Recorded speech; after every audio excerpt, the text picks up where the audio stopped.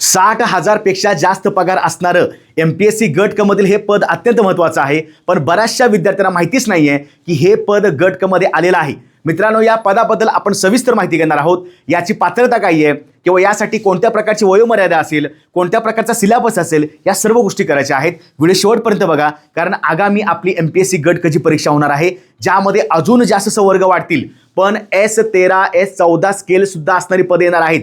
म्हणजे पगार जास्त आहे, पण आपल्याला सध्या पाहायला गेलं तर तलाठी लिपिकचा जो काही मोठा मोठा गाजावाजा व्हायला लागलाय ते तर पद चांगलीच आहेत, पण हे विद्यार्थी मित्रांनो, हे पद सुद्धा महत्त्वाचं आहे. तुम्ही याबद्दल सविस्तर आपण माहिती घेणार आहोत. लक्षात ठेवायचं आहे, त्या पदाचं नाव आहे तर सहाय्यक अधीक्षक. या पदाची कार्य अधिकार काय असतात, पदाचं पोस्टिंग कसं असतं, प्रमोशन कसं असतं, आपण सविस्तर घडामोडी या ठिकाणी पाहणार आहोत. व्हिडिओ शेवटपर्यंत बघा. त्याचबरोबर लक्षात ठेवा मित्रांनो, तर आपली विजयपथ नावाची बॅच लॉन्च झालेली आहे, बॅच सुरू सुद्धा झालेली आहे. त्यामुळं महाराष्ट्र अकॅडमी ॲप्लिकेशनवर ही बॅच पाहू शकता. फ्री लेक्चर्स पहा. त्यामध्ये सुद्धा आम्ही वारंवार सांगत असतो की त्या विजयपथ बॅचला तुम्हाला फ्री टेस्ट दिलेले आहेत, PYQ सुद्धा फ्री अपलोड केलेले आहेत आणि बॅच सुद्धा पाहू शकता. म्हणजे इथं कोणत्या प्रकारचं असं नाही आहे की बॅच तुम्हाला घ्यायचीच आहे, पण जर त्या ठिकाणी हे जे यशस्वी मार्गदर्शक आहेत, दर्जेदार शिकवत आहेत, जर यांच्याकडून तुम्हाला काही चांगल्या गोष्टी समजत असतील, कारण बरेचसे विद्यार्थी आता तलाठीच्या मागे लागलेले आहेत. 100% तलाठीला जास्त पदं आहेत, लिपिकला जास्त पदं आहेत, पण जर पगारानं पाहिलं तर 2 ते 3 संवर्ग, 2 ते 3 पदं अशी महत्त्वाची आहेत, ज्यांना सध्या 60 ते 65 हजार जी आपली काही पगार असतो महिन्याचा, तो त्यांच्या हातामध्ये येणार आहे. त्यामुळं अजिबात गाफील राहू नका. या पदाची आपण सविस्तर माहिती घेणार आहोत. तुम्हाला बॅचबद्दल कोणतेही जर अडचण असेल, कोणतीही शंका असेल, तर या ठिकाणी नंबर दिलेला आहे, या नंबरला संपर्क साधा आणि शंका निरसन करून घ्या. आता महत्त्वाचं काय मित्रांनो बघा, या पदाचं नाव आहे असिस्टंट सुपरिटेंडंट. आता हे पद कधी निघालं किंवा हे पद ॲडमध्ये आहे का, तर येस, 100% हे पद आहे. जागा जरी कमी असतील, आगामी काळामध्ये जागा वाढू शकतात. त्यामुळे लक्षात ठेवायचं, सध्या या पदाबद्दल माहिती गोळा करून घ्या. आपण कोणत्याही पदाला अप्लाय करतो, मग तलाठी असेल, लिपिक असेल, उद्योग निरीक्षक असेल, जे विद्यार्थी सध्या नवीन आहेत, MPSC factory notification bell icon दाबून ठेवा. दररोजचे अपडेट्स या ठिकाणी आपण देत राहतो. त्याचबरोबर दररोज फ्री लाईव्ह लेक्चर चालू आहेत. GSGK असेल, इतिहास असेल, विज्ञान असेल, गणित बुद्धिमत्ता असेल, म्हणजे घर बसल्या तुम्हाला बाकी फालतू टाइमपास करण्यापेक्षा लाईव्ह लेक्चर व्यवस्थित करून घ्या. अभ्यास तुमचा कुठल्याही कशाही माध्यमातून होणं गरजेचं आहे. लक्षात. आता या पदाबद्दल माहिती घेताना आपण थोडक्यात बघूया. तर शिक्षण काय महत्त्वाचं आहे बघा. तर यासाठी लक्षात ठेवायचं, जेवढी MPSC गट क मधून जेवढी पदं भरली जाणार आहेत, त्या सगळ्यांसाठी बेसिक शिक्षण काय आहे, तर तुमची डिग्री पूर्ण होणं गरजेचं आहे. बरोबर. मग त्याला आपण काय म्हणतो, यासाठी पदवी पूर्ण पाहिजे आणि ते कोणत्याही शाखेतील पाहिजे. म्हणजे कोणती शाखा म्हणजे काय, तर बाबा आर्ट्सवाला व्यक्ती आहे किंवा कॉमर्सवाला व्यक्ती असेल किंवा सायन्सवाला असेल, इंजिनिअरिंग असेल, फार्मसी, कुणीही असेल, कुठलाही विद्यार्थी या ठिकाणी पदवी पूर्ण झाल्यावर किंवा जे शेवटच्या वर्षाला जे विद्यार्थी आहेत, आता समजा फॉर एक्झाम्पल BSc ला 3 वर्ष असतात किंवा इंजिनिअरिंगला 4 वर्ष असतात समजा, तर जे शेवटच्या वर्षाला विद्यार्थी आहेत, कारण आता त्यांना सुद्धा संधी दिली पाहिजे. मग आयोगानं काय सांगितलेलं आहे, तर कोणती डिग्री, कोणती पदवी चालेल, आणि जे शेवटच्या वर्षाला आपापल्या डिग्रीनुसार शेवटचं वर्ष लक्षात ठेवायचं, ते सुद्धा अप्लाय करू शकतात. पण मुख्य परीक्षेचा फॉर्म भरण्याआधी, मुख्य परीक्षा कधी आहे, डिसेंबरला आहे, तर मुख्य परीक्षेच्या फॉर्म भरण्याआधी तुम्हाला प्रमाणपत्र अपलोड करणं गरजेचं आहे. म्हणजे तुमच्या हातामध्ये पदवी प्रमाणपत्र पाहिजे. मग कुणी काही सांगू देत, आता सुद्धा तुम्ही डमी फॉर्म भरू शकता. अनुभव घ्या. मी सांगण्यापेक्षा गट कचा फॉर्म भरून घ्या. अजूनही आपल्याकडे 4-5 दिवस शिल्लक आहेत. आयोगानं तारीख वाढवलेली आहे, म्हणून मी पुन्हा सांगतो, लक्षात ठेवायचं. आणि आपल्या MPSC फॅक्टरीच्या YouTube प्लॅटफॉर्मला सुद्धा आपण MPSC पदाबद्दल माहितीचे सगळे व्हिडिओ घेतलेले आहेत. त्यामुळे तुम्हाला माहिती नसेल उद्योग निरीक्षक पदाचं काम काय आहे किंवा दुय्यम निरीक्षक, एक्साईजमधलं सब इन्स्पेक्टरचं काम काय आहे, अशा सुद्धा पदांची आपण त्या ठिकाणी सगळी माहिती घेतलेली आहे. इव्हन RTO मधलं AVI नावाचं पद आहे बघा, त्या संदर्भात सुद्धा आपण सगळी माहिती घेतलेली आहे. ती सुद्धा पदं तुम्ही एकदा पाहू शकता. लक्षात ठेवायचं. ठीक आहे. शिक्षण काय आलं, त्यामुळं 10वीचे विद्यार्थी, 12वीचे विद्यार्थी, डिप्लोमावाले विद्यार्थी इथं अप्लाय करू शकत नाहीत. पदवीच्या शेवटच्या वर्षाला असणारे, पदवी पूर्ण झालेले या ठिकाणी अप्लाय करू शकतात. लक्षात. क्लिअर झालं. आता सगळ्यात महत्त्वाचा पॉईंट तो म्हणजे वयाची अट. आणि MPSC मध्ये वयाची अट अत्यंत महत्त्वाची आहे. आता तुम्हाला मी पूर्ण टेबल सांगतो, लक्ष द्या. बघा, आता समजा एखादा विद्यार्थी आहे ज्याचं कमीत कमी वय बघा, कमीत कमी 19 वय पाहिजे. त्याला आपण म्हणतो किमान वयाची अट किती आहे, तर 19 वय तुमचं पूर्ण पाहिजे. ठीक आहे. आता कमाल किती आहे? कमाल म्हणजे जास्तीत जास्त. मग हे प्रत्येक कॅटेगरीनुसार वेगळं आहे. समजा जर अमागास असेल, अमागास म्हणजे ओपन, ज्याला कोणत्या प्रकारचं आरक्षण नाही, त्यांच्यासाठी 38 वर्ष आहे जास्तीत जास्त. समजा एखाद्या विद्यार्थ्याचं वय सध्या 30 असेल, डिग्री पूर्ण झालेली आहे, वयाची अट आहे, तो फॉर्म भरू शकतो. समजा एखाद्या विद्यार्थ्याचं सध्या वय समजा 23 आहे, समजा 22 आहे, पण डिग्री पूर्ण नाही आहे, तो डिग्रीच्या सेकंड इयरलाच आहे, त्याला अप्लाय करता येणार नाही. कारण का? डिग्रीच्या शेवटच्या वर्षाला आणि वयाची अट पूर्ण पण करणं गरजेचं आहे. ठीक आहे. अमागास 38. आता जे जे मागासवर्गीय आहेत म्हणजे जातीचं आरक्षण प्राप्त असणारे, त्याचबरोबर आर्थिकदृष्ट्या दुर्बल घटक असणारे, त्याचबरोबर अनाथ किंवा ज्याला आपण म्हणतो ना की दिव्यांग वगैरे, ही जी सगळी कॅटेगरी आहे लक्षात ठेवायचं. आता याच्यामध्ये आपण काय करूया, थोडंसं अनाथ आरक्षणाचा वेगळा विचार करू. मागासवर्गीय असतील किंवा अदुग म्हणजे आर्थिकदृष्ट्या दुर्बल घटक, ज्यांच्याकडे EWS प्रमाणपत्र आहे, असे सगळे विद्यार्थी आहेत, तर त्यांना लक्षात ठेवायचं इथं 43 वयापर्यंत त्यांना चालेल. कमाल मॅक्सिमम 43 पर्यंत चालेल. लक्षात. आता लक्षात ठेवायचं वेगळे अट अजून काय आहे, तर अनाथ असतील, त्याचबरोबर दिव्यांग असतील, त्यांना सुद्धा यामध्ये खूप चांगल्या प्रकारे रिलॅक्सेशन दिलेलं आहे. जवळपास 43 वर्षापर्यंत त्यांना मॅक्सिमम म्हणजे कमाल त्यांना त्यांची वयाची अट आहे. त्यानंतर अजून महत्त्वाचा घटक जो आहे तो सुद्धा लक्षात ठेवायचा, तर माजी सैनिक जे आहेत, माजी सैनिकांना कमाल किती वयाची अट आहे, तर 38 वर्ष प्लस त्यांनी जी काही सेवा पूर्ण केलेली आहे ती सेवेची वर्ष आणि पुन्हा 3 वर्ष अशी त्यांना कमाल वयोमर्यादा केलेली आहे. म्हणजे बऱ्यापैकी सगळे आपले माजी सैनिक विद्यार्थी या ठिकाणी पात्र होऊ शकतात, लक्षात ठेवायचं.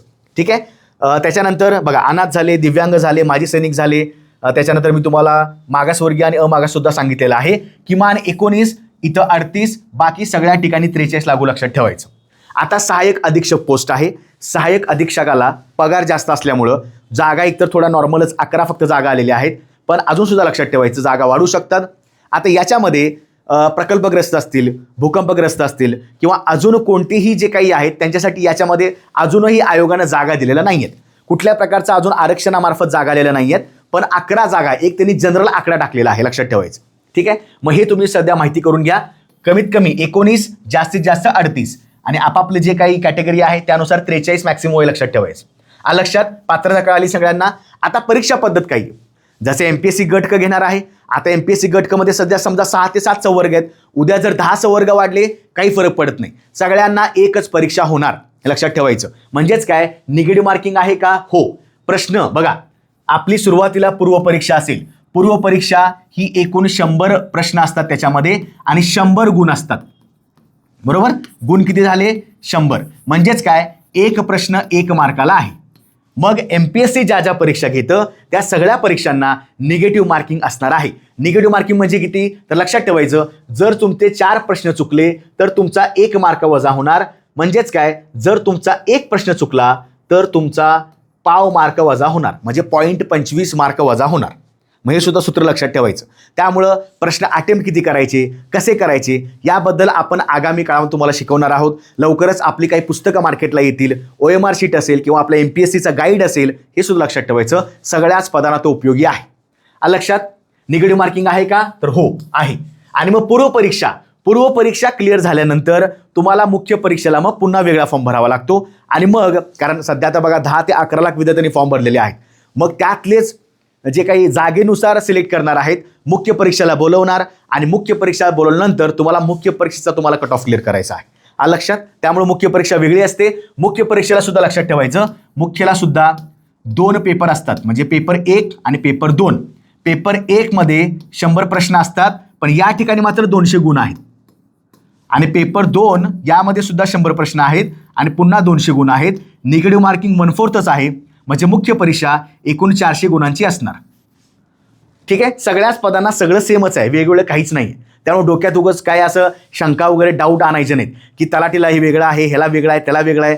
एकच त्याला म्हणलंय काय, MPSC गट क संयुक्त पूर्वपरीक्षा. संयुक्त म्हणजे सगळ्याच पदांना एकत्र करून एकच पूर्वपरीक्षा होणार. त्यामुळे पॅटर्न अजिबात बदलणार नाही.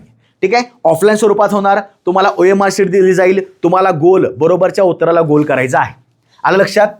त्यानंतर विषय कुठले कुठले असतात, तर लक्षात ठेवायचं, पूर्व परीक्षेला तुमचा इतिहास आहे, भूगोल आहे, राज्यशास्त्र आहे, अर्थशास्त्र आहे, विज्ञान आहे, गणित आणि बुद्धिमत्ता आहे आणि चालू घडामोडी आहे.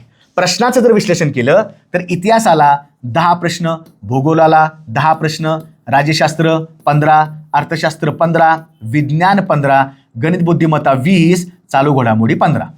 ठीक आहे. हे 15 15 15 हे 15 चोक 60 झाले, 60 आणि हे 20 80 झाले आणि हे 20 100 झाले. लक्षात. त्यामुळं बघा, जरी समजा 100 प्रश्न आहेत, तुम्हाला सांगायचं विसरलो, 100 प्रश्न असतील पण 1 तास वेळ आहे. 100 प्रश्नामध्ये 1 म्हणजे 100 प्रश्न तुम्हाला एका तासामध्ये सोडवावे लागतात. म्हणजे कॉम्पिटिशन आहे, बर्डन आहे, प्रेशर आहे, पण आपल्याला कमीत कमी मार्क पाडायचे आहेत. 100 पैकी 99 टार्गेट 90 टार्गेट ठेवायचं नाही कुठल्याही विद्यार्थ्यानं, कारण कट ऑफ एकच लागणार आहे सगळ्या सगळ्या तुमच्या पदांना, आणि एकच कट ऑफ लागणार असेल. कट ऑफ थोडासा खाली येणार, कारण का जागा आता जवळपास 5,500च्या पेक्षा जास्त आहे. ठीक आहे. त्यामुळे ही विषय लक्षात ठेवायची. लवकरच आपण या विषयासंदर्भात नवीन पुस्तक आणणार आहोत की एक सामान्य अध्ययन, याला आपण काय म्हणतो, सामान्य अध्ययन, याचा आपण लवकरच एक गाईड आणणार आहोत. लक्षात ठेवायचं. तुम्हाला त्याबद्दल सुद्धा अपडेट दिली जाईल. म्हणजे एकूण बघा 1 2 3 4 5, गणित वेगळा आणि बुद्धिमत्ता वेगळा घेऊ आपण. 5 आणि 2 7 आणि 8. ठीक आहे. म्हणजे आपल्याकडं 8 असे आपल्याकडे विषय असणार आहेत. ठीक आहे. या विषयांचा अभ्यास करावा लागेल. अभ्यास चालू करा, कारण MPSC गट कला सगळ्यांना समानच अभ्यास आहे. फक्त तुम्हाला नंतर प्रेफरन्स द्यावा लागतो मुख्य परीक्षेच्या वेळी. की आता फॉर एक्झाम्पल समजा मला असं वाटते की मला सहाय्यक अधीक्षक पद हवा आहे, तर मी त्याला पहिला प्रेफरन्स देणार. त्याच्याखाली मला असं वाटते उद्योग निरीक्षक, मी दुसरा प्रेफरन्स देणार. त्याच्याखाली मला असं वाटते तलाठीसाठी द्यावा, तर मी तिसरा प्रेफरन्स देणार. आता प्रेफरन्स द्यायची गरज नसते. मुख्य परीक्षेच्या वेळी तुम्हाला सगळा प्रेफरन्स व्यवस्थित द्यायचा आहे. ठीक आहे. तुम्हाला मी त्यावेळी सुद्धा सांगेन. लक्षात. विषय एवढ्या प्रकारचे आहेत. मुख्यला सुद्धा एवढेच विषय असतात. याच्यामध्ये काही प्लस मायनस गोष्टी होणार आहेत. आणि फक्त लक्षात ठेवायचं, मराठी आणि इंग्रजी याच्यामध्ये ॲड होणार. मराठी इंग्रजी जो विषय आहे तुम्हाला तो मुख्य परीक्षेला असतो. आलं का लक्षात. ओके. त्याच्यानंतर सगळ्यात महत्त्वाचा, मी सुरुवातीलाच व्हिडिओ सुरुवात करता असं तुम्हाला सांगितलं होतं, याला 60,000 पेक्षा जास्त पगार आहे. आता 60,000 म्हणजे काय, तो तुम्हाला असा अंदाज म्हणजे सांगितलेला आहे का, तर अजिबात नाही. तर लक्षात ठेवायचं, 60,000 हे म्हणण्याचं कारण आहे मित्रांनो, याला S13 स्केल आहे. गट ब मध्ये सुद्धा अशा पोस्ट आहेत ज्यांना S13 S14 स्केल आहे, अराजपत्रित. हे जरी गट क पोस्ट असेल, MPSC गट क मार्फत भरण्यात येत असेल, तरीही याला S13 स्केल आहे. आणि आगामी काळामध्ये सुद्धा यामध्ये वाढ होऊ शकतात. संवर्ग सुद्धा असे येणार आहेत ज्याला S13 14 स्केल असणार आहे. म्हणजे साधा विचार करा, S13 स्केल म्हणजे किती, 35,400 ते 1,12,400 एवढा पगार. म्हणजे जेव्हा तुम्ही सुरुवातीला अधिकारी म्हणून सिलेक्ट व्हाल, या पदामध्ये सहाय्यक अधीक्षक नावाचं पद आहे, असिस्टंट सुपरिटेंडंट. लक्षात ठेवायचं. आता जेव्हा तुम्ही नियुक्त व्हाल, जेव्हा तुम्हाला सुरुवातीला त्या ठिकाणी बोलवलं जाईल कार्य करण्यासाठी, तुमचा पगार एवढा नसतो. ही फक्त एक प्रकारची स्केल मॅट्रिक्स आहे, ही रेंज असते. तुमचा पगार सुरुवातीला कमीत कमी एवढा आहे, पण याच्यामध्ये तुमचे भत्ते ॲड होतात. याच्यामध्ये मग तुमचे भत्ते भरपूर आहेत. ठीक आहे. तुमचा डिअरनेस अलाउन्स, त्याला आपण DA म्हणतो, महागाई भत्ता आहे, रेंटल आहे, ट्रॅव्हलिंग आहे, हा जो कुठला भत्ता सगळा मिळून पाहायला गेलं तर लक्षात ठेवायचं, आत्ता सध्या घडीला पाहायला गेलं तर 61,000च्या आसपास या ठिकाणी तुमच्या हातामध्ये एवढं पेमेंट येणार आहे. S13 स्केलला हलक्यात घेऊ नका. खूप चांगल्या प्रकारे तुम्हाला या ठिकाणी पगार मिळतो. लक्षात ठेवायचं, मोठी मोठी पदं जी आहेत S13 14 पासून चालू होतात.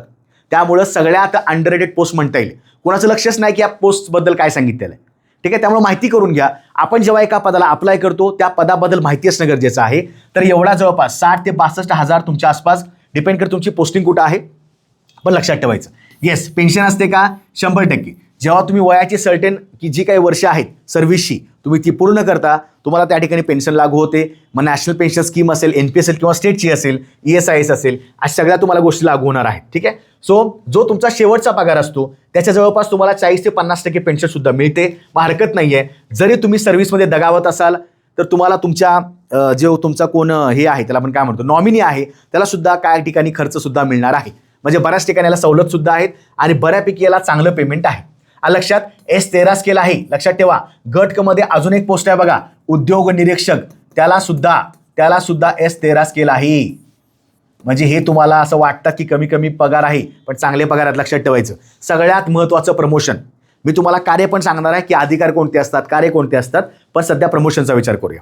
आता बघा, जेव्हा तुम्ही एंट्री कॅडर, एंट्री म्हणजे जेव्हा तुम्ही नियुक्त होता, सुरुवातीचे कॅडर, सुरुवातीचं एंट्री कोणती असते, तुमचं पदाचं काय असणार आहे, सुरुवातीला ह्या पदाला आपण काय म्हणतो, सहाय्यक अधीक्षक.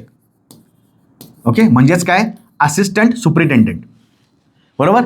जेव्हा आता बघा, दोन प्रकारे तुम्ही प्रमोट होऊ शकता.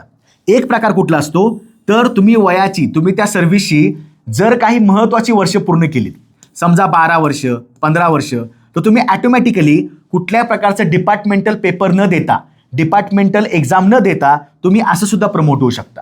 पण जर समजा तुम्ही 6 ते 7 वर्षानंतर, म्हणजे कमीत कमी 5 वर्ष असतात, 5-6 वर्ष झाल्यावर तुम्हाला जी काही डिपार्टमेंटल सर्व्हिस ज्या काय असतात, म्हणजे विभागीय क्षेत्रात तुम्हाला त्या ठिकाणी प्रमोशन मिळतं, पण त्यासाठी तुम्हाला पेपर द्यावा लागतो, हे लक्षात ठेवायचं. ठीक आहे. मग सहाय्यक अधीक्षक पदावर रुजू झाल्यावर तुम्हाला 5 ते 6 वर्ष पूर्ण झाल्यावर तुम्ही एक पेपर देऊ शकता जो डिपार्टमेंटचा असतो, त्यात तुम्हाला प्रमोशन मिळू शकतं. आता याच्यामध्ये लक्षात ठेवायचं, सहाय्यक अधीक्षक म्हणजेच काय, तर ही असिस्टंट सुपरिटेंडंट पोस्ट आहे. बरोबर. 5 ते 6 वर्षानंतर विभागीय जे काय तुमचं प्रमोशनचे रूल्स आहेत त्यानुसार तुम्हाला या ठिकाणी बघा, सहाय्यक अधीक्षक एक असतं कनिष्ठ दर्जा, त्याला आपण श्रेणी म्हणतो, एक असतं वरिष्ठ. वरिष्ठ तुम्हाला 3 ते 4 वर्षांत मिळू शकतं. याच्यानंतर तुम्ही या ठिकाणी उप अधीक्षक या पदावर जाऊ शकता. लक्षात ठेवा, हे मोठं पद आहे, डेप्युटी सुपरिटेंडंट, जे गट ब मध्ये येतं. लक्षात ठेवायचं, गट ब मध्ये आहे आणि खरंच महत्त्वाचं पद आहे. त्याच्यानंतर पुन्हा बघा, पुन्हा 10 ते 12 वर्षानंतर इकडं असं जाऊ शकता, किंवा पुन्हा 5 ते 6 वर्षानंतर तुम्हाला पुन्हा एखादी परीक्षा देऊन यात सुद्धा वरचं पद आहे, ते म्हणजे सुपरिटेंडंट. ते म्हणजे सुपरिटेंडंट. आणि लक्षात ठेवायचं, याच्यानंतरचं पद आहे, शक्यतो अधीक्षकापर्यंत आपण जाऊ शकतो. ज्यांना 30 वर्ष सर्व्हिस मिळते ते आरामात अधीक्षक पदापर्यंत जाऊ शकतात. पण लक्षात ठेवा, जे यंग एजला होतात, तुमच्यापैकी बरेचसे विद्यार्थी आहेत ज्याचं वय सध्या 23 आहे 24 आहे, यंग एजला तुम्हाला चांगल्या पदावर जाता येतं. म्हणजे विचार करा, तुम्ही सुपरिटेंडंट आहात, तुमच्याकडे अख्खा एक ग्राहक मंच आहे, याचं कार्य काय तुम्हाला मी सगळं सांगेन. लक्षात ठेवा. ठीक आहे. ओके. अधीक्षक झाल्यानंतर तुम्हाला शक्यतो, लक्षात ठेवायचं, शक्यतो डेस्क ऑफिसर किंवा सहाय्यक निबंधक नावाची पोस्ट आहे, म्हणजे ग्राहक मंचामध्ये. ठीक आहे. ही जी डेस्क ऑफिसर पोस्ट असते, शक्यतो त्याला आपण सहाय्यक निबंधक दर्जा असं म्हणतो, ही गॅझेटेड पोस्ट आहे, राजपत्रित पोस्ट आहे. लक्षात ठेवायचं, म्हणजे नॉन गॅझेटेड वेगळं, गॅझेटेड वेगळं. आणि या पोस्टला खूप जास्त अधिकार आहेत. ज्या मंत्रालयामध्ये, ज्या विभागामध्ये, मग अन्न पुरवठा असेल, ग्राहक मंच असेल, अशा ठिकाणी याचं पोस्टिंग होतं. आणि बऱ्याचशा मोठ्या कायद्याच्या गोष्टी आहेत किंवा ज्या फाईल्सवर सह्या लागतात त्या शक्यतो या ठिकाणी होतात. मग बघा, जरी आता याला सहाय्यक अधीक्षकाला S13 स्केल असेल, इथं उपाधीक्षकाला ते S15 पर्यंत जातं, या ठिकाणी S17-18 स्केल आहे. म्हणजे स्केलचा विचार करू, स्केल तर ठीक आहे, प्रत्येकाला पैसे पाहिजेत, प्रत्येकाला पगार पण पाहिजे, पण काम करण्यासारख्या भयानक गोष्टी आहेत. तुम्हाला आता सध्या माहिती असतील, तुकाराम मुंडे साहेब आहेत, तुकाराम मुंडे सर आहेत, सध्या चर्चेमध्ये आहेत. FDA कमिशनर आहेत, फूड्स अँड ड्रग्ज ॲडमिनिस्ट्रेशन. अरे पण पॉवर किती आहे, एखादा व्यक्ती काय पलटू शकतो ना. व तुम्ही जर उद्या या पदावर गेला, सुपरिटेंडंट पदावर किंवा मोठ्या जिल्हा ग्राहक मंचावर, अरे तुमचे पण तसंच काम असणार आहे. फक्त पगार मिळतो, फक्त ह्या गोष्टी मिळतात म्हणून जाऊ नका, काहीतरी काम करण्याचं आहे म्हणून जाणं गरजेचं आहे. ठीक आहे, आलं लक्षात. त्यानंतर बदली. आता लक्ष द्या, तसं पाहायला गेलं, हे जे पद आहे कोणतं, सहाय्यक अधीक्षक, तर लक्षात ठेवायचं, याचं महत्त्वाचं काम काय आहे, तर आता ज्या जागा निघालेल्या आहेत त्या राज्य ग्राहक तक्रार किंवा निवारण मंच, तक्रार किंवा निवारण मंच असा एक मंच असतो जो मुंबईला त्याचं खूप जास्त कामकाज चालतं. तर लक्षात ठेवायचं, सहाय्यक अधीक्षक ही सुरुवातीची पोस्ट असणार आहे. तुमचं सुरुवातीला पोस्टिंग जे 2 झोनमध्ये असेल, एक मुंबई असेल किंवा एक पुणे असेल. लक्षात ठेवा. ठीक आहे, पहिलं पोस्टिंग. आणि त्यानंतर जेव्हा तुमचं केडर बदलतं, जेव्हा तुम्ही अन्न पुरवठा असेल, ग्राहक मंच असेल किंवा अजून कोणत्या ठिकाणी ग्राहक संरक्षणाच्या काही महत्त्वाच्या गोष्टी आहेत, मग ते जिल्ह्याअंतर्गत पण असतील. बघा, जिल्ह्याअंतर्गत तुम्हाला माहिती असेल, जिल्हा ग्राहक मंच असतो, ज्या ठिकाणी म्हणजे जिल्ह्यातले कोणत्याही व्यक्तीला जर काही ग्राहक तक्रार करायची असेल तो त्या ठिकाणी जाऊ शकतो. मग अशा ठिकाणी कायद्याच्या व्यक्ती असतात, काही ठिकाणी त्यांना स्पेशल नॉलेज असतं, अशा ठिकाणी तुम्हाला इथे सुद्धा पोस्टिंग मिळू शकते. पण लक्षात ठेवायचं, सुरुवातीची पोस्टिंग ही मुंबई पुणे क्षेत्रामध्ये असेल. त्यानंतर मात्र तुम्हाला एका सर्टेन वयानंतर, एका वर्षानंतर तुम्ही सेवा पूर्ण केल्यावर तुम्हाला महत्त्वाचे जिल्हे जे आहेत त्या ठिकाणी तुम्हाला पोस्टिंग होऊ शकते. शक्यतो लक्षात ठेवायचं, शक्यतो जे विभागीय कार्यालय असतात, विभागीय कार्यालय जेव्हा आपल्या महाराष्ट्रामध्ये आहेत, मग ते समजा छत्रपती संभाजीनगर आहे किंवा नाशिक आहे किंवा नागपूर आहे, अशा ठिकाणी पोस्टिंग मिळते. आणि मग तुम्हाला त्याच्या अंतर्गत जो जिल्हा येतो, कारण एका विभागामध्ये 8-10 जिल्हे असतात समजा, किंवा 6-7 जिल्हे असतील, विभागामध्ये गेल्यावर तुम्हाला नंतर त्याचा जिल्हा मिळणार आहे. मग लक्षात ठेवायचं. आणि जेव्हा तुम्ही डेस्क ऑफिसर म्हणून जाता, लक्षात ठेवायचं, जेव्हा तुम्ही मोठ्या पदावर जाता तेव्हा मात्र तुम्हाला शक्यतो मुंबईच या ठिकाणी पोस्टिंग मिळणार आहे, जे खूप मोठं प्रमोशन आहे. ठीक आहे. मग करण्यासारखं भरपूर पद मोठं आहे, बदली सुद्धा चांगल्या प्रकारे होतात. शक्यतो सिटीमध्ये चांगल्या सुरुवातीच्या बदली असतात. म्हणून याचा तुम्हाला जो काही महागाई भत्ता आहे आणि जो काही तुमचा रेंटलचा अलाउन्स आहे, म्हणजे तुमचं जे घर भाडं वगैरे असेल, ते तुम्हाला चांगल्या प्रकारे मिळतं. ठीक आहे, लक्षात ठेवायचं. हे सुद्धा महत्त्वाचं लक्षात ठेवा.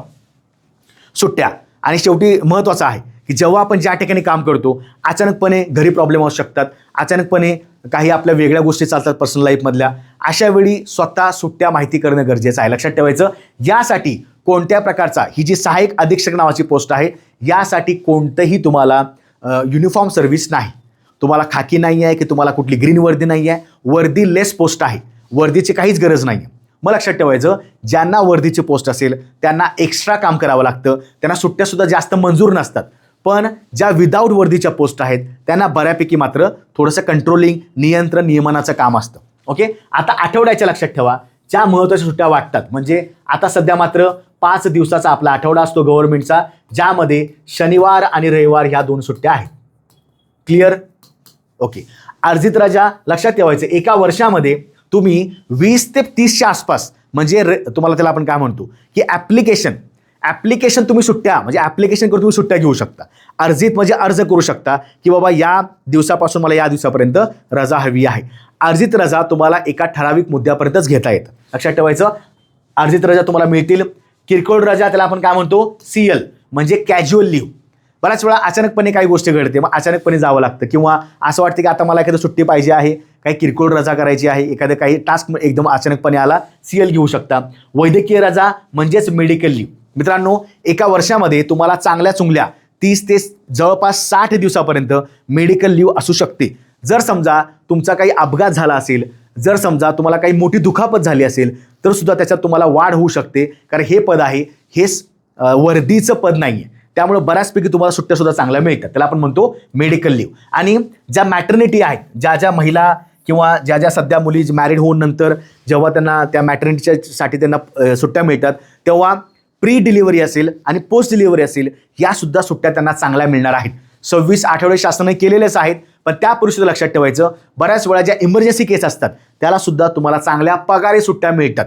लक्षात ठेवायचं, हे मुली आणि महिलांसाठी खूप जास्त महत्त्वाचं आहे. ठीक आहे. बेनिफिट माहिती असणं गरजेचं आहे, खूप जास्त महत्त्वाचं असतं. ओके. सुविधा कोणत्या आहेत, तर वैद्यकीय खर्च. जो व्यक्ती त्या ठिकाणी सिलेक्टेड आहे, पोस्टमध्ये आहे, त्याच्या फॅमिलीला बऱ्यापैकी इन्शुरन्स म्हणा किंवा काही जरी मेडिकलचा जो काही एक्सपेन्सेस आहे, तो चांगला दवाखाना तुम्हाला बऱ्यापैकी मिळतो. इन्शुरन्स चांगल्या प्रकारे तुम्हाला मिळतात. त्याच्यानंतर घर भाडं असेल किंवा सरकारी घर असेल, आता सरकारी घर तर तुम्हाला सुरुवातीला मिळणार नाही आहे, त्यासाठी तुम्हाला घर भाडं मिळणार. मग जो त्याला आपण काय म्हणतो, HRA, हाऊस रेंटल अलाउन्स. लक्षात ठेवायचं. मग हाऊस रेंटल अलाउन्स जो आहे तो तुम्हाला प्रॉपरली मिळतो. पण डिपेंड करते की तुमचं कोणत्या ठिकाणी पोस्टिंग आहे. जर जिल्हा ग्रामीण क्षेत्र असेल, थोडासा रेंटल कमी असतो. जर जिल्हा मुंबई असेल, समजा मोठा भाग पुणे आहे, अशा ठिकाणी तुमचं पोस्टिंग असल्यावर तुम्हाला मोठा रेंटल अलाउन्स मिळतो. जसं पाहायला गेलं तर 13, 14, 17, 18% आसपास सुद्धा मिळू शकतो. कारण का, खूप जास्त महागाई असल्यामुळे तिथं दर सुद्धा वाढलेले आहे. मृत्यू झाल्यास लक्षात ठेवायचं, आता सरकारी घर मला सांगायला गेलं तर शक्यतो लक्षात ठेवा, सुप्रिटेंडंटच्या आसपास तुम्ही गेल्यावर तुम्हाला बऱ्यापैकी सरकारी घर मिळू शकतं. ठीक आहे. कारण ती मोठी पोस्ट आहे. सुप्रिटेंडंट म्हणजे जवळपास एक तुमच्याकडे अधीक्षक असतो, अख्ख्या जिल्ह्याचा थोडा भाग असेल किंवा जिल्हा असेल. त्यानंतर मृत्यू झालाच, जर एखाद्या व्यक्तीचा कार्यरत असताना मृत्यू झाला तर त्याला गव्हर्नमेंटकडनं त्याचे जे काही त्यांना आतापर्यंत पगार केलेला आहे, किंवा शक्यतो लक्षात ठेवायचं, प्रत्येक गव्हर्नमेंट अधिकाऱ्याला LIC म्हणा किंवा जे इन्शुरन्सचे आपले मोठ्या संस्था आहेत त्याच्याबरोबर टाईप केलं जातं. आणि मग बराचसा फंड असतो त्यांच्याकडे मिळालेला जातो. शक्यतो सर्व्हिसमध्ये असताना, ड्युटीवर असताना निधन झाल्यास त्याला बराचसा या ठिकाणी फंड मिळणार आहे. अपंगत्व आल्यास सुद्धा 50% का असेना त्याला रक्कम चांगल्या प्रकारे मिळते. आणि किरकोळ जो प्रवास भाडं असतं, समजा त्याला ट्रॅव्हलिंग करायचं आहे, एका ठिकाणी दुसऱ्या ठिकाणी जर जायचं असेल, अशा वेळी सुद्धा त्याला त्याचा ट्रॅव्हलिंग अलाउन्स मिळतो. किरकोळ त्याला भत्ता सुद्धा मिळतो ट्रॅव्हलिंगचा. लक्षात ठेवायचं, म्हणजे खूप जास्त आपल्याला या ठिकाणी बेनिफिट असणार आहेत. क्लिअर. आता कामाचं स्वरूप काय बघा, जसं मगाशी मी म्हणलं की याचं सुरुवातीचं पोस्टिंग असणार आहे हे शक्यतो मुंबई किंवा पुण्याच्या काही भागामध्ये असेल. म्हणजे का, कारण का हे सुरुवातीला राज्य ग्राहक मंच आहे, अन्न पुरवठा विभाग असेल, राज्य ग्राहक तक्रार निवारण मंच असेल, अशावेळी तुम्हाला थोडं मोठी सिटी दिली जाते. आता लक्षात ठेवायची कामं काय काय असणार आहेत बघा. सहाय्यक अधीक्षक पदाचं महत्त्वाचं काम काय आहे, तर तक्रार अर्ज जे असतात त्याची छाननी करणे. म्हणजे जर समजा तुम्ही तक्रार निवारण विभागामध्ये गेला, बऱ्याच वेळा तक्रार करणारे लोक भरपूर असतात. मग असा तुम्ही बघितलं असेल सरकारी ऑफिसमध्ये, सरकारी कार्यालयामध्ये अशा बिंडाचा बिंडा असतो कागदांचा. तक्रार करतात त्याचं काय पुन्हा होतच नाही. मग सहाय्यक अधीक्षकाचं काम काय आहे, त्याच्यावर पुन्हा त्याला कंट्रोल ठेवायचा आहे. जेव्हा तक्रारी येतात, खरंच त्या तक्रारी कायद्यानुसार आहेत का, त्या एका प्रॉपर नियमानुसार त्यांनी दाखल केलेल्या आहेत का, याचं छानबीन करणं महत्त्वाचं असतं, लक्षात ठेवायचं. दुसरी गोष्ट सगळ्यात महत्त्वाची ते म्हणजे सहाय्यक अधीक्षकच्या खाली जो काही क्लेरिकल स्टाफ आहे, म्हणजे क्लर्क लेवलचा स्टाफ आहे, तर त्यांच्यावर नियंत्रण आणि नियमन हे सुद्धा यांचं महत्त्वाचं काम आहे, लक्षात ठेवा. बऱ्याच वेळा क्लेरिकल स्टाफकडनं काही चुका घडतात, ठीक आहे, काही वेळा कमी जास्त होऊ शकतं बुकमध्ये, डायरीमध्ये, बुक किपिंगमध्ये. मग अशावेळी सहाय्यक अधीक्षक तो त्या ठिकाणी सुपरवायझिंगचं काम करत असतो, सगळ्यात महत्त्वाचं. तिसरी सगळ्यात महत्त्वाची गोष्ट, ठीक आहे, जे त्याच्या खाली काम करणारा क्लेरिकल स्टाफ आहे आणि त्याच्यावरती काम करणारा जो डेप्युटी सुपरिटेंडंट नावाचं पद आहे बघा, यांच्या मधला तर दुवा म्हणून काम करतो. म्हणजे जेव्हा जेव्हा उप अधीक्षकाला या सगळ्या फाईलची गरज भासते, तेव्हा हा मधला व्यक्ती असतो जो त्यांना सगळ्या फाईल पास करतो त्याच्या थ्रू. काही वेळा सायनिंग अथॉरिटी असते, काही वेळा चेक करावं लागते की बाबा सगळ्या फाईल्स क्लिअर झालेल्या आहेत का. आता मी तुम्हाला मगाशी उल्लेख केला ग्राहक मंच विभागाचा किंवा ग्राहक तक्रार निवारण विभागाचा, तसं अन्न पुरवठा पण असलं. समजा अन्न पुरवठा विभागामध्ये सुद्धा बरीचशी लोक तक्रार करत असतात ग्राहक न्यायालयामध्ये किंवा ग्राहक तक्रार मंचामध्ये, की आम्हाला प्रॉपर अन्न मिळत नाही आहे, आम्हाला रेशन जे काय मिळतं महिन्याचं किंवा ते जे आपण घेतो त्याची क्वालिटी खराब आहे, किंवा प्रॉपर आम्हाला धान्य मिळत नाही आहे, धान्यामध्ये लोक मार्जिन मारतात. अशा ज्या काही तक्रारी असतात त्या सगळ्या तक्रारी यांच्याकडे सुरुवातीला येणार आहेत. म्हणून लक्षात ठेवायचं, काम करण्यासारखं भयानक या ठिकाणी गोष्टी आहेत. चौथा सगळ्यात महत्त्वाचा मुद्दा, जे काही ग्राहक कायदे आहेत, जो काही अन्न नागरी पुरवठा आपला जो काही विभाग आहे, यांच्या संदर्भातले जे काही GR असतात ते GR त्यांच्या खालच्या दर्जाच्या अधिकाऱ्यांना प्रॉपरली समजून सांगणं गरजेचं असतं. मग नियंत्रण नियमन असेल. उलट लक्षात ठेवायचं अजून महत्त्वाचं काम काय माहिती आहे का, जिल्ह्याच्या ठिकाणी जर पोस्टिंग पडलं, तुम्ही जर प्रमोट झाला, तुमची पोस्टिंग झाली आणि बदली होऊन तुम्ही जिल्ह्याच्या ठिकाणी गेला, जिल्ह्याचं जे ग्राहक तक्रार निवारण मंच आहे किंवा जो अन्न नागरी पुरवठाचा विभाग असेल, अशा ठिकाणी तुमची जर पोस्टिंग पडली तर तुम्हाला स्वतःहून गव्हर्नमेंटनं त्या ठिकाणी ती जी काही तक्रार आहे ते निकाली काढण्याचे सुद्धा अधिकार दिलेले आहेत. म्हणजे नियंत्रण आहे, नियमन आहे, तपास आहे. पुन्हा बऱ्याच ठिकाणी तुम्ही काय करू शकता, तर कंट्रोल, म्हणजे जे तुमच्या खाली अधिकारी काम करतात, जे काही त्याला म्हणतो ना गट क आणि गट डचा जो स्टाफ आहे तुमचं, त्यांच्यावर सुद्धा बऱ्याच ठिकाणी कंट्रोल असणार आहे.